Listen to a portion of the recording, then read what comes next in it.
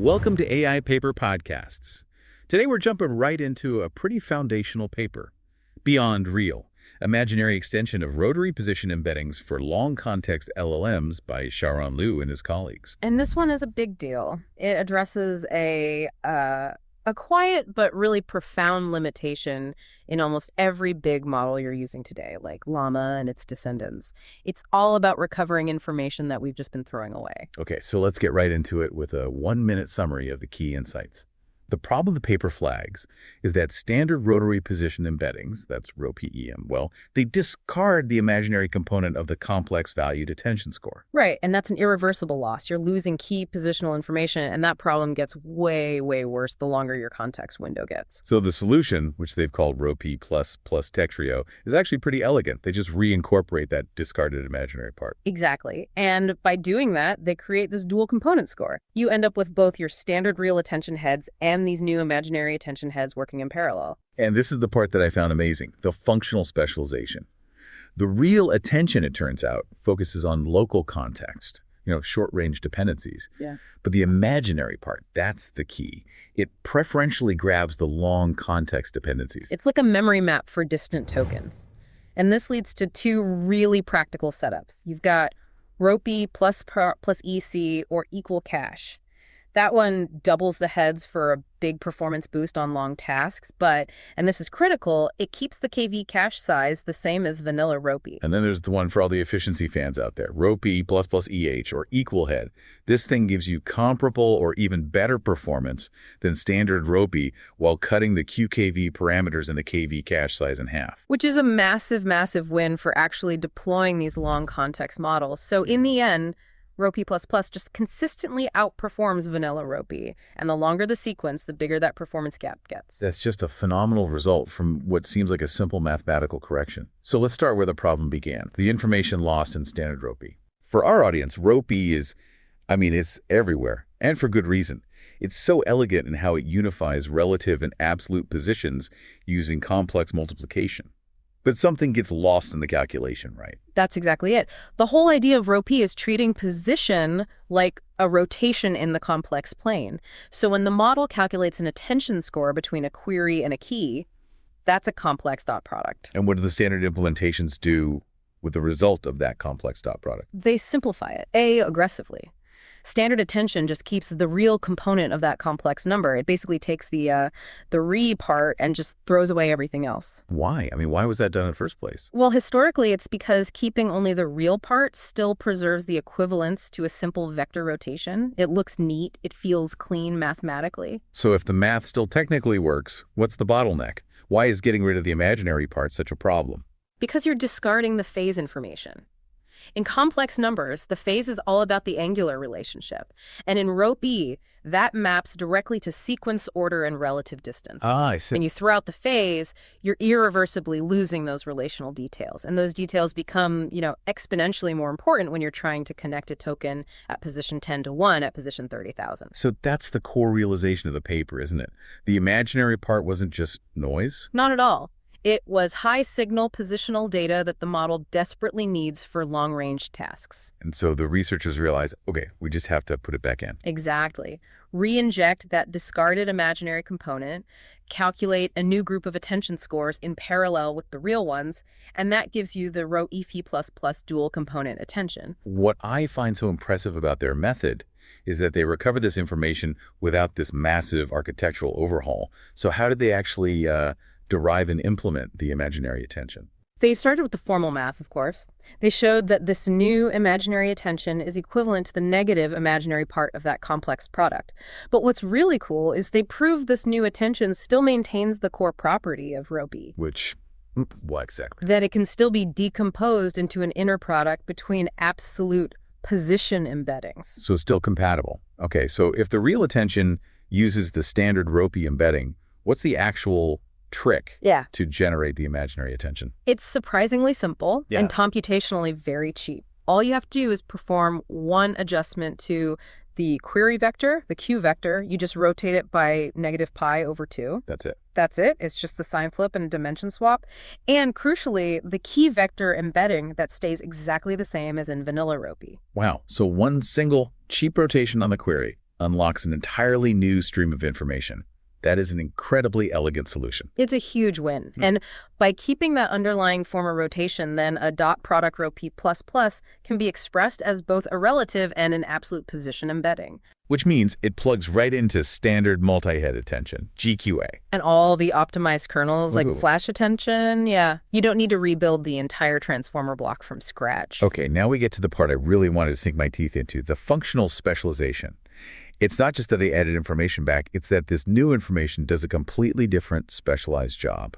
This is the definitive finding of the paper, I think. They analyzed the characteristic influence curve of both components as a function of the relative distance between tokens. Let's start with the one we know, the standard real attention component. Okay, so the real attention curve, it approximates a cosine integral function. And if you just picture a cosine wave, right, it peaks locally and then it decays pretty quickly. Okay.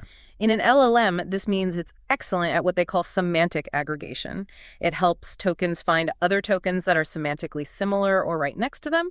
But because of that decay, its influence just vanishes as the distance grows. So the real attention is sort of like the project manager, hyper-focused on what's happening right now in the immediate vicinity. That's a great analogy. It handles locality perfectly. Now contrast that with the imaginary attention. Its curve approximates a sine integral function. And that behaves differently. Fundamentally differently. It also starts strong, but then it declines very, very slowly after that initial drop. It holds on to its effective weight much, much farther down the context window. I see. So the imaginary component is the strategic planner. It's less worried about the local chatter and more about maintaining awareness of the critical distant milestones, the global structure. Precisely. It keeps the thread going across thousands of tokens. It assigns disproportionately more attention to distant positions, which is exactly what you need to solve long context retrieval tasks. Without it, the model just forgets the beginning of the story. And they back this up with visuals, right? The attention maps, what do they actually see? The visual evidence is striking. I mean, if you look at figure 5 in the paper, the imaginary heads, they light up initial or global positions. You see these vertical lines stretching all the way back to the beginning of the sequence. Like they're constantly checking the topic sentence. Yeah, exactly. Meanwhile, the real heads show this strong clustering right along the diagonal. It just confirms their hyperlocal focus. And for anyone still not convinced, they did this smoking gun experiment with noise. How did that work? The Gaussian noise experiment, it's clever. They took a model and they added a controlled amount of Gaussian noise separately to either the real or the imaginary attention components. Then they tested its performance on a long context benchmark, ruler 4K. And the expectation would be that if both are important, corrupting either one should hurt performance about the same. That's the null hypothesis, but the results just blew that away. Impairing the imaginary heads degraded the long context performance significantly more severely than corrupting the real heads. How much more? At a standard deviation of 1.0, the model with the noisy imaginary attention dropped between 5 and 8 points lower than the model with the noisy real attention. Wow. That's a huge difference. It quantitatively validates the specialization. It confirms it. For long context tasks, the imaginary component is the dominant factor. You can tolerate more noise in your local semantics than you can in your global structure. Okay, so let's move from this beautiful theory to, practical deployment. This is what our audience really cares about. Row PE++ has two main configurations. Let's start with row P++ EC, the performance option. Right. EC stands for equal cache. The goal here is maximum performance with minimal memory expansion, so they double the number of effective attention heads, real plus imaginary. Okay, but doubling heads sounds expensive. It would be, but the trick is that they share the Q and K weight matrices. And that means the critical KV cache size stays exactly the same as vanilla row P. I see. So you get double the feature extraction without bloating the memory cost that kills you in long sequences. But there has to be a trade-off. There is. The trade-off is a slightly higher computational cost in the attention calculation itself, and you need a larger output layer, the WO matrix, because you've got twice the input features coming into it. So EC is for when you're chasing state-of-the-art and can handle the extra compute. That's it.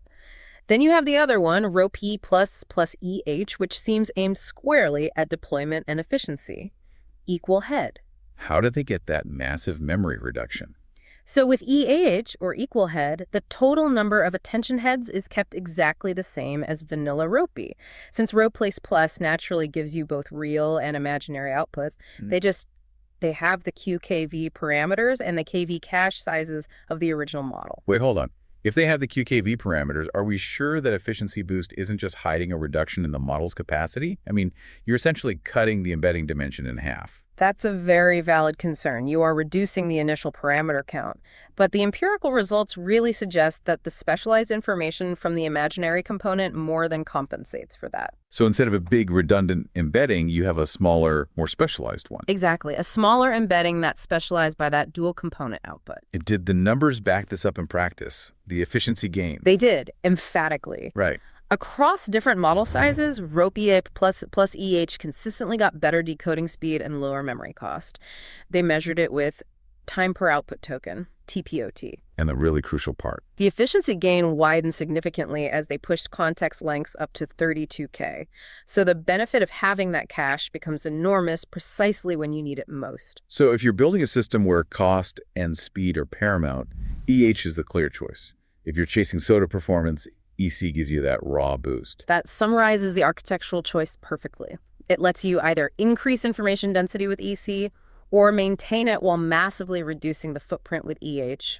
Let's quickly review the final results. What about standard short context tasks? A lot of times, these long context tweaks actually hurt performance on normal benchmarks.